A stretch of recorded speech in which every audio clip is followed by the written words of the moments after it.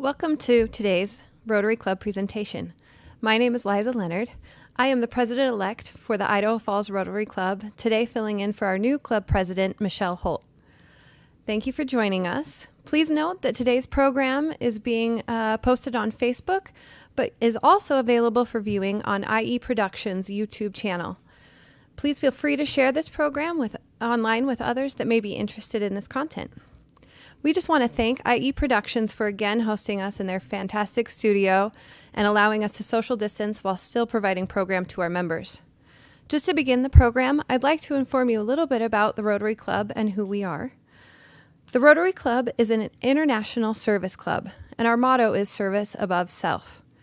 We have 1.2 million members worldwide across 35,000 clubs. Around the globe, Rotary provides around 16 million volunteer hours each year. We have helped provide polio immunizations for over 2.5 billion children worldwide. Rotary causes include promoting peace, fighting disease, providing clean water, saving mothers and children, supporting education, and growing local economies. Locally, our Idaho Falls Club is known for some of the service we provide in our community, including the Idaho Falls Duck Race, benefiting the Idaho Falls Riverwalk Greenbelt Trail, which is an attraction for visitors and also a gem for locals to enjoy. Our club also provides annual scholarships, youth programs. We host international exchange students and provide services across the community in a variety of ways. While we are a membership-based club, we welcome guests and are always looking to grow our membership ranks. Just to take care of a little bit of club business, we conducted a member survey, which many of you responded to, and we have decided to continue postponing any meetings that we would have in person, at least through the end of August, and we will closely monitor updates from health officials on how we might gather again.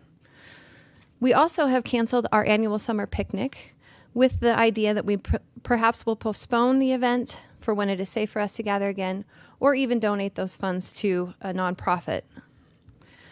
Now it is my pleasure to introduce our program chair for the month of July, Damon Watkins.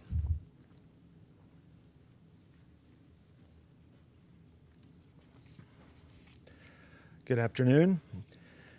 Having played a part in Nate Eaton's return to Idaho Falls to create East Idaho News, I have seen firsthand his unique ability to create something from nothing, establish a common thread, and tell a story. Nate Eaton has wanted to be a reporter since he was a child. He grew up watching the news every night, pretended to be a weatherman in the garage, and made videos with his friends using a borrowed camcorder. After graduating from BYU, Idaho, he started his journalism career at KIDK here in Idaho Falls. 3 years and dozens of snowstorms later, he packed up his 2002 Honda Civic and drove across country to begin work at WRIC in Richmond, Virginia. While there, Nate covered the execution of the DC sniper, the aftermath of the Virginia Tech shooting, the brutal murder of a beloved UVA lacrosse player, undercover prostitution and drug stings, and countless of other high-profile stories. He's interviewed a serial killer, many presidential candidates, high-profile celebrities, world athletes, award-winning authors, and talented musicians. He covered half a dozen visits of President Obama and attended the White House Easter egg roll. Nate has reported in every weather condition from hurricane to tornado, floods, a large earthquake, and blizzard. He once used a Kit Kat bar to measure snowfall amounts, and the segments went viral. Over the years, Nate has received dozens of awards, including a National Edward R. Murrow Award for a story he produced on a baby born at 24 weeks gestation. He's received 11 regional Murrow Awards, and the Virginia Associated Press named him the Outstanding Reporter of the Year 4 times. He's a proud member of the Idaho Press Club and RTDNA.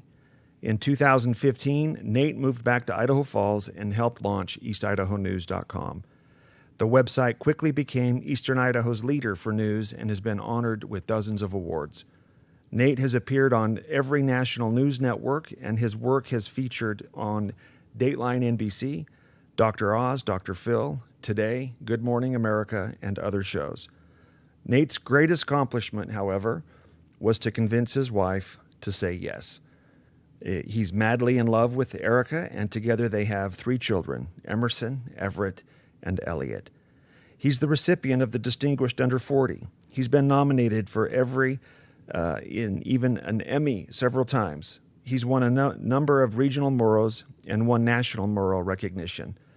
Nate's won other awards from the Society of Professional Journalists to the Idaho Press Club.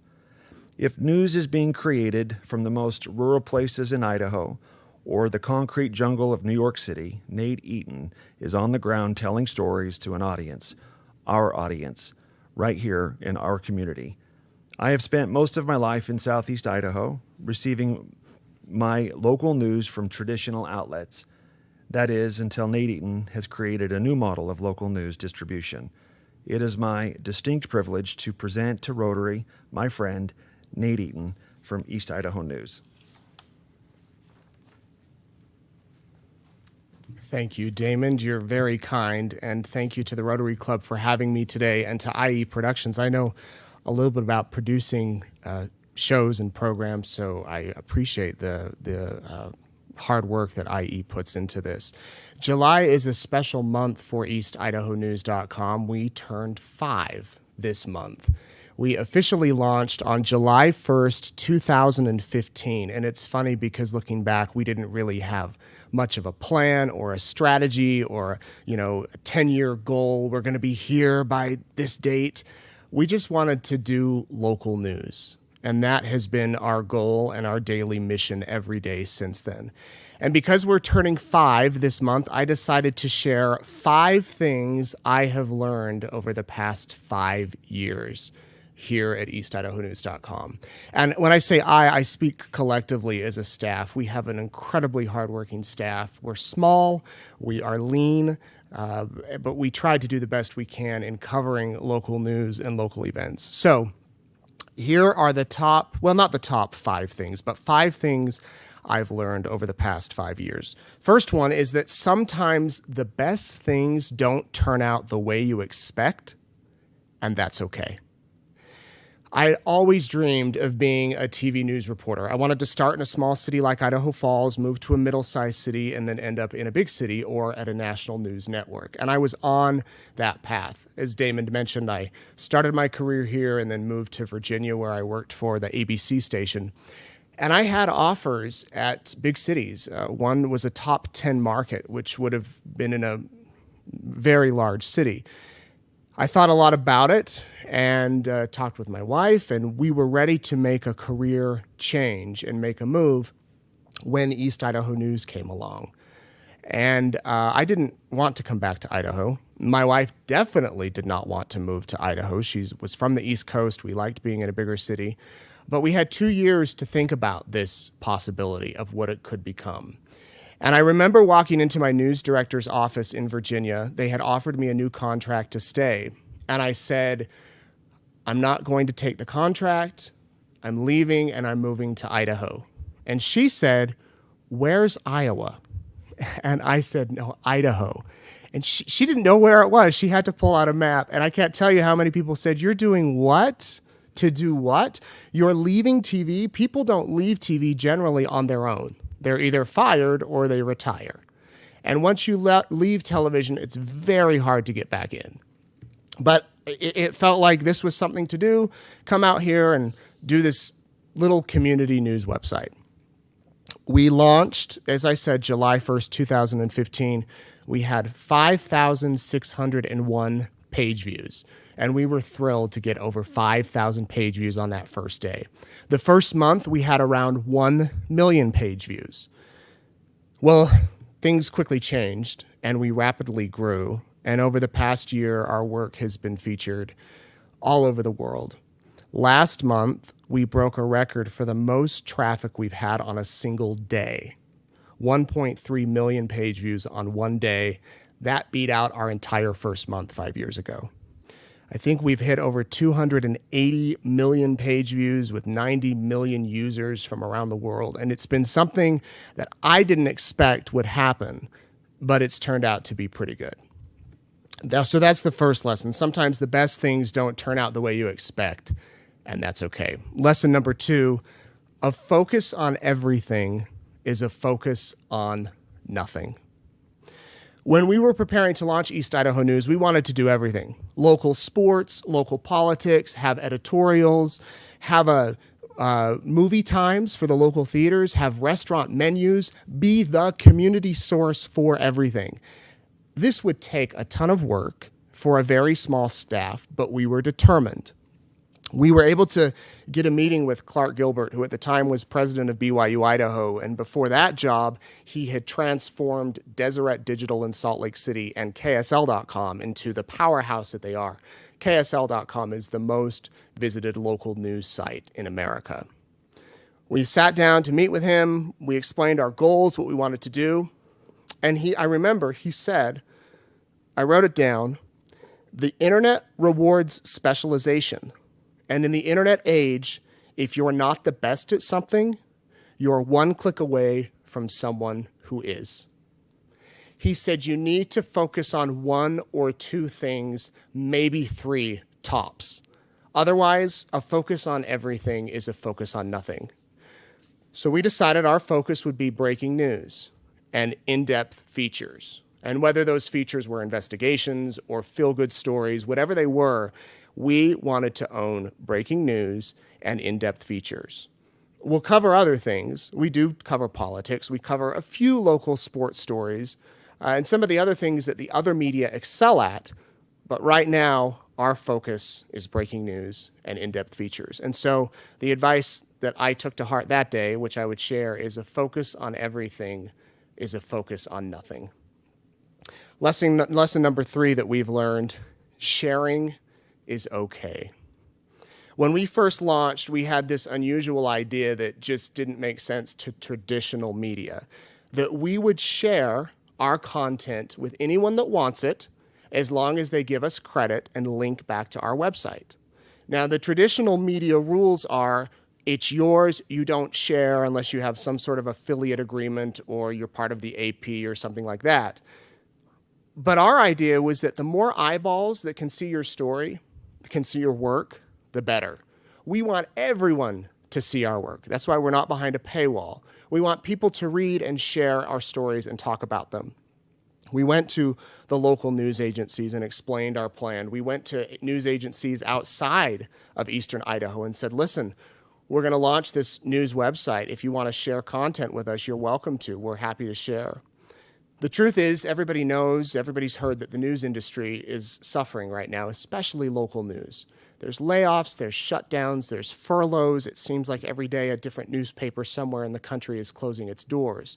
And I believe that by sharing your content, it can help all newsrooms across the country. Our goal is not to put any other news organization out of business. In fact, we would love if 5 other news agencies sprouted up here in Eastern Idaho. We'd love to have someone that specializes in politics and is at every city council meeting. We'd love to have a special reporter on environmental issues, outdoors issues. It would be great if there were more newsrooms. And we believe that by sharing content with each other, you can help each other. We have partnerships and share agreements with KSL.com, the Idaho Statesman, KIVI-TV in Boise, Idaho Education News, Gephardt Daily, which is a news website in Salt Lake, Star Valley Independent, and KPBI-TV. We're also one of 1,100 newsrooms in the world that are CNN affiliates. And I know probably half of you heard CNN and immediately were upset. Let me explain how that works. When we launched, no national outlet would partner with us, because we're not a TV station, we're not a radio station, and we're not a newspaper. And at the time, to just have a little news outlet, you had to be hooked to a traditional outlet. The only one that would consider providing us national news was CNN. CNN has affiliates all over the world. Most TV stations in the country are CNN affiliates. That means if there's a local station in North Dakota that covers a story, CNN can ask for that story. They can share it with CNN. And here in Idaho Falls, as a CNN affiliate, we can take their story. Now, you can argue all you want about CNN politics and whether they're right, left. I'm not going to get into that. But CNN has been beneficial to us at providing us with some of the affiliate stories and even some national stories that have helped us.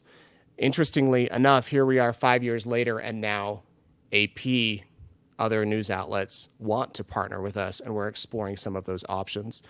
So I would say that maybe not for every business, but at least for ours, sharing our content has been helpful, and we have been able to see our work go viral in many ways. The fourth lesson that I've learned is the importance of engaging with your audience. We have one of the most interactive Facebook pages in Eastern Idaho, and I think one of the reasons for that is that we engage with our audience. I personally try not to read the comments or get involved in the comments, but Nate Sunderland, our managing editor, is excellent at interacting with our audience and sometimes calming people down when they need to be calmed down, or sometimes giving a little bit more context to what the story might be, encouraging people to read beyond the headline of what's on their Facebook feed. We are to the point now where our organization needs a full-time comment moderator because the amount of comments we get daily is in the hundreds, sometimes thousands, between Facebook and Twitter and YouTube and emails that we get. It's interesting to me that people will often call our newsroom from all over the country just to share their opinions. They don't want to, have us do a story on them. But just yesterday, a woman from Maine called and wanted to speak to me about a story that I had recently covered and just share her thoughts. People want to be heard. And by engaging with your audience, you're able to somehow let them know that their opinion is important. Even if it doesn't end up on a local story, they were able to leave their comment and share their thoughts. One other lesson as far as tying into engaging with our audience, it's okay to admit when you're wrong. That also is kind of a no-no in traditional media. A lot of media organizations will issue a clarification, or they'll change something quickly on their website even though they know that it, was wrong. And we've learned that if we're wrong, we need to admit we're wrong. In fact, I misspoke 2 or 3 weeks ago on a national radio show, and I made a pretty big mistake. I was caught up in the heat of the moment. It was live, and what I said when I misspoke ended up, Fox News wrote an entire story about what I said that was wrong. I was on vacation with my family in Island Park. My phone starts blowing up, and so I went to my Facebook page, and I wrote that I was wrong. The amount of comments of people saying, it's okay, we understand you're human, thank you for acknowledging your wrongness, blew me away. I then reached out to the producer of the radio show, or the host actually, and she said, I'll work with my producers, we'll change it. Fox News quickly corrected it. It ended up not really being a big deal. But the fact that the media can admit they're wrong, I think this day and age, it's refreshing to people. So if we're ever wrong, please contact us. Or if you think we're wrong, let us know. Call us. We'll listen to you. We'll hear you out. We are not perfect, and we don't say that we're perfect. We want to be sure we get it right, and we want to be sure that we engage with our audience. People want to be heard, and that leads to the final point that I've learned over the past 5 years. Everybody has a story. When I worked at KIDK, we had a reporter named Tommy Noel who would open the phone book once a week and point his finger at somebody's name and then call them and say, hey, I want to do a story on you. And 9 times out of 10, people would say, I don't have anything newsworthy. And he'd go over to their house and he would interview them. And sure enough, those are some of the most memorable stories. Some of the best stories I've told over the years have come from everyday people that I just meet on the street, or they come up to me and tell me something about their sister or their brother or their neighbor. And those are the stories that I'll remember. I've been able to interview a few famous people, and while it is really cool to talk to Garth Brooks and others, the stories that I think I'll remember most are those everyday story type things that I get to cover. I remember, I'll never forget this. I walked into our newsroom several years ago when I was working in Virginia, and they said, can you go down to a salon? They're honoring women who have been victims of domestic violence, and they're giving them makeovers. And can you turn that for your story? And I'm thinking, I'd rather do something a little bit bigger than, women getting makeovers, but whatever, I'll go down. And that was my assignment. And so I went down with my photographer, and we walked in there and they said, we want to introduce you to this woman named Star Austin, but can you please not shoot the left side of her face? And we thought, okay, that's fine. She had hair over the one side of her face. And she sat down and I said, can I interview you while you're getting your makeover, getting your hair done? And she said, sure. So I proceeded to say, so tell us your story. Why are you here? What happened? And she said that 2 years earlier, I believe it was 2 years, she was in her house with her 3 kids, holding her baby daughter, when her husband shot her in the head. He had abused her for years. The anger escalated that night. She was holding the baby. He pulled the trigger, put the gun to her head, and pulled the trigger. She collapsed to the ground. He took off running. The baby is sitting there crying. The other children witnessed this and called 911. And the paramedics arrived, and she survived. It was crazy what she then proceeded to tell me, that bullet fragments were still stuck in her jaw, and she had a constant ringing in her ears, and she had horrible headaches. And her husband he ended up in prison on a life sentence. And here she is telling me this phenomenal story, and I'm blown away by this woman who survived this. And then she said, I went back and watched the story this morning. She said, I don't hold any animosity toward my husband. I've forgiven him. I look to my God and I thank him because I honestly feel that he's put certain things in front of me to tell me I need to move forward.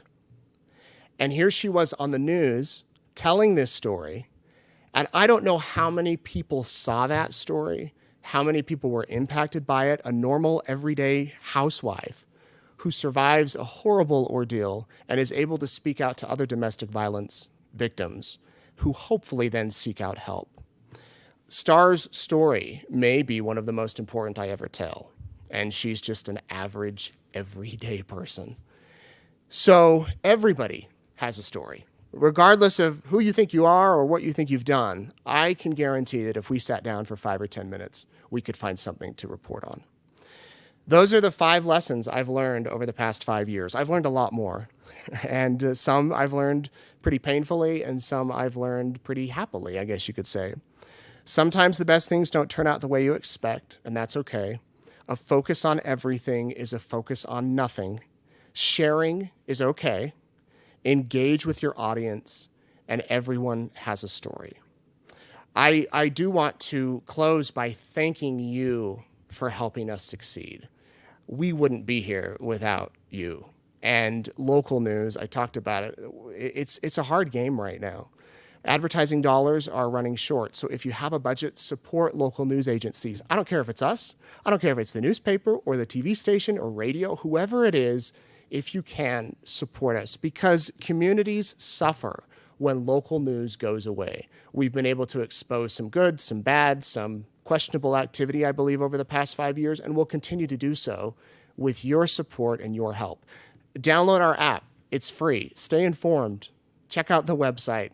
Like the news agencies on Facebook if you're on social media. Follow on YouTube. Do whatever you can to support the local agencies so that we can guarantee that in 5 years I can be back talking about our 10-year anniversary, our 15-year anniversary, and maybe one day our 50-year anniversary. So thank you for having me. I do have a list of questions here that I'd like to answer and get through as many as I have. Am I okay on time? Okay, they say yes from the dark shadows of this room. Question number 1, how do you reconcile reporting on tragic or bad news that also drives the success of East Idaho News? That's a good question. It is very true that whenever it is a hard story, a tragic story, a bad news story, more people read it. Everybody says they wish there was only good news out there, only good news sources. And I would say that I kind of do too. But statistically, more people read the bad news than the good news. I think it's important to put things into context as far as when you're reporting on the tragic or the bad news, to try to reach out to those people that are affected by it and understand that if they don't want to talk, they don't have to talk. We're not going to harass them or bug them for a comment. I also think it is important to not ignore the bad things in the community. Several years ago, somebody called furious that we were covering so many sex abuse crimes. Quit covering this. You're only giving it the exposure it needs. My argument is, heaven forbid we get to the day where it's no longer newsworthy that sex offenders are committing crimes, that it becomes as common as a car crash, and we don't cover those stories. I think by shining a light on the bad news, it can help the community become educated on what is happening. You know, a lot of people say, you're only after ratings. Well, we don't really do ratings on the internet, but we do track our analytics. And if we were only about getting clicks, getting visitors, we would only do mugshots and car crashes, or we would do fake news, because you can get a lot more people clicking on stories that aren't real than real stories. Number 2, East Idaho News does a lot of social media posting. Who manages the social media and who responds to commenters? Do you ever delete comments? Do you think that those in the comments are representative of your market and audience? Nate Sunderland is our moderator. We rarely delete comments, but if there is profanity or vulgarity or disgusting memes or racial type things, we will delete the comment. And sometimes, though, we don't get to it. As I said, it is a full-time job. He has a million other things to do, and this is just one portion of his job. I don't necessarily think the comments are representative of our audience, because we could have a typical Facebook post that reaches 50 or 60,000 people, but there's only 100 comments. The rest of those people that see it don't comment. And a lot of times people that might have an opposing view to what the story is or what the commenters are saying don't comment because they don't want to engage in a battle. I don't think that I have ever left a comment on a social media website anywhere that I can recall. And I think there's a lot of people like me that say, I don't want to get engaged. But it's something we're seriously discussing right now. How do we go forward with commentings? You know, your one idea is to just shut them all down. Turn off the comments, quit posting on Facebook. I don't think that really solves the problem. The other idea is, where does free speech lie in as far as people being able to voice their opinion? So it's a tricky thing that we're always evaluating, and I think in the next few days or weeks we'll have out some clear guidelines as far as commenting. Number 3, how do you handle uncooperative interviewees? Well, I guess that depends. You know, what makes really good video is when you ambush somebody with a microphone and a camera. That should, I believe, always kind of be a last resort when it comes to news. I was in Hawaii earlier this year, and Chad and Lori Daybell were pulled over and served a search warrant, and then did not have a vehicle to leave the hotel. And that was a situation where I knew that may be the only time I get to speak to them. And I had a lot of questions, and I wanted to see if they would answer them. I guess you could say they were uncooperative interviewees because they didn't say anything to me. Well, I think she said one thing of that's great when I said that people were praying for them. But other than that, they didn't say anything. But for 3 minutes, I followed them with a camera and a microphone, and then they ducked into a hotel, and we didn't see them again.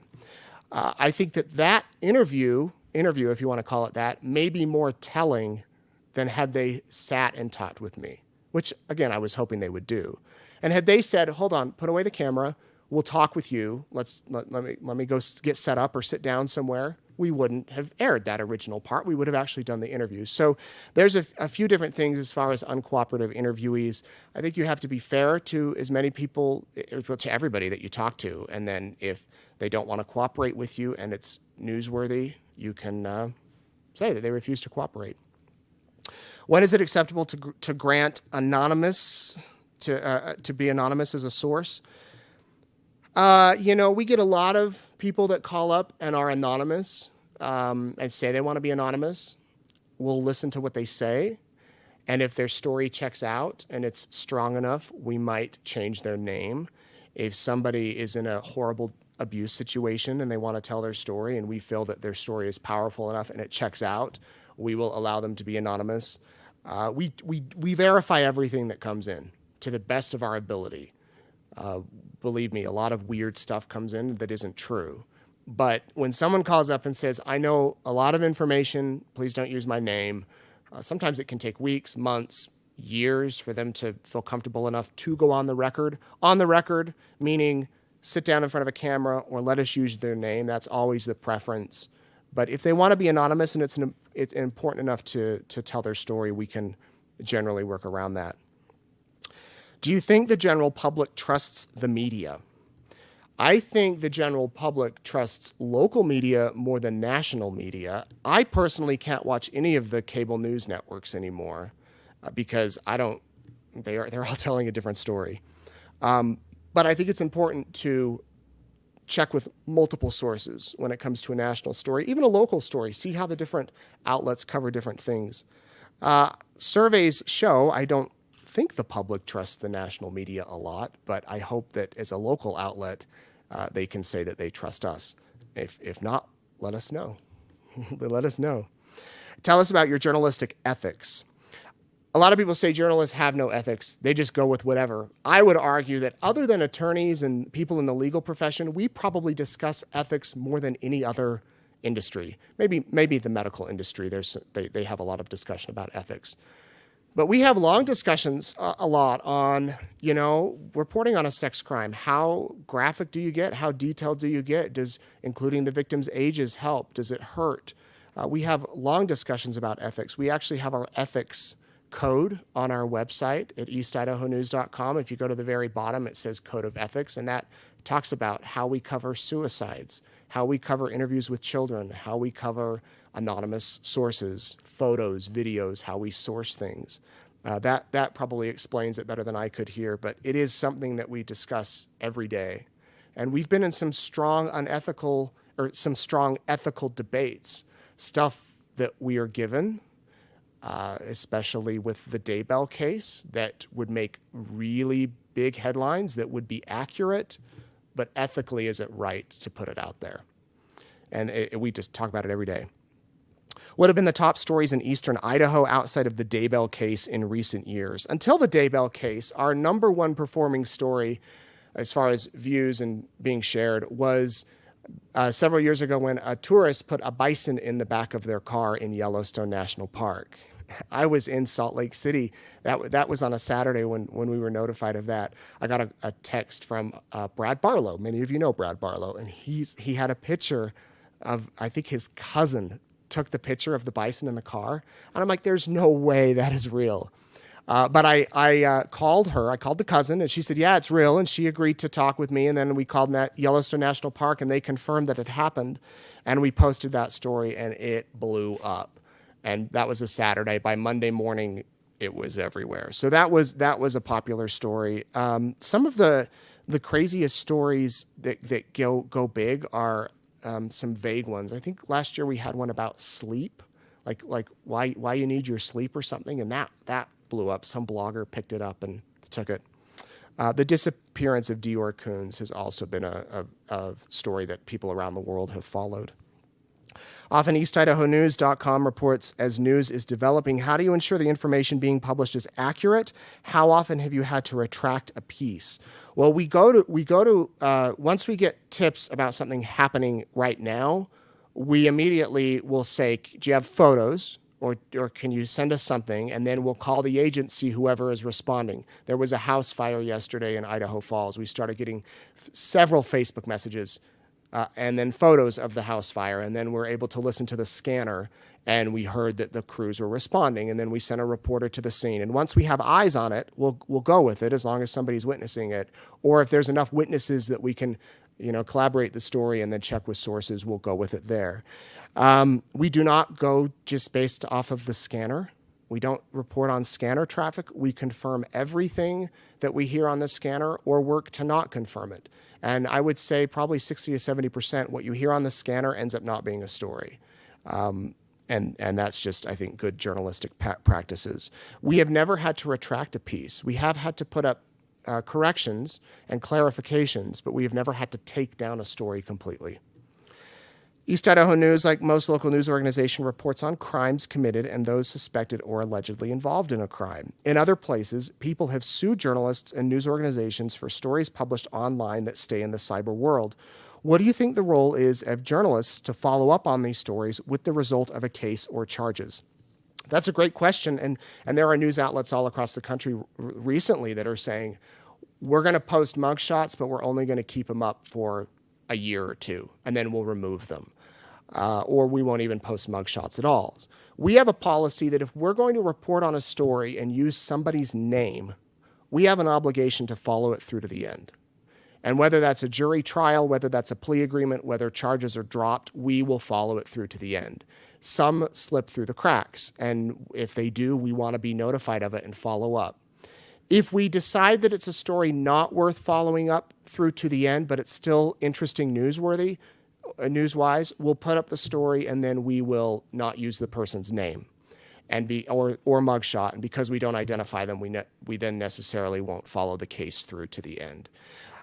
So I believe that if you report it, if it's on the evening news or on a website or in the paper, that you should follow it through to the end, regardless of what the outcome is.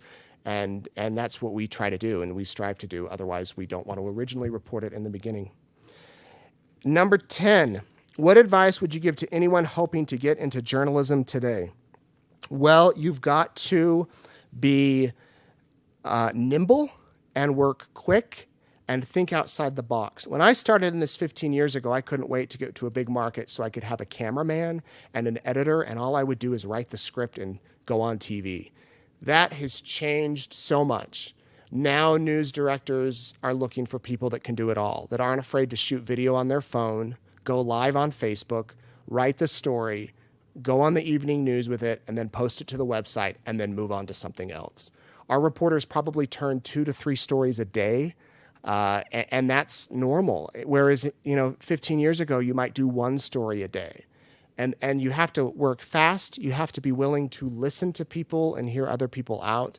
And I think you have to be willing to work holidays and weekends and crazy hours, mornings, nights. And the most important thing is you have to be curious.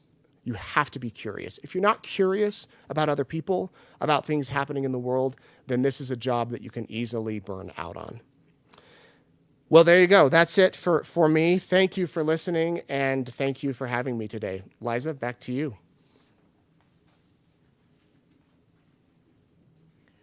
Well, thank you so much, Nate Eaton. We really appreciate hearing from you. Thank you also to our program chair, Damon Watkins. We'll be bringing more programs this month to you. Next week, we will have the opportunity to hear from Judge Ryan Nelson, who was recently confirmed as a judge on the Ninth Circuit Court of Appeals. As a lifelong resident of our community, Judge Nelson will share some unique insights in our nation's judiciary. We invite you to join us next week right here on Facebook with the online luncheon or on YouTube. Thank you so much again for joining us today.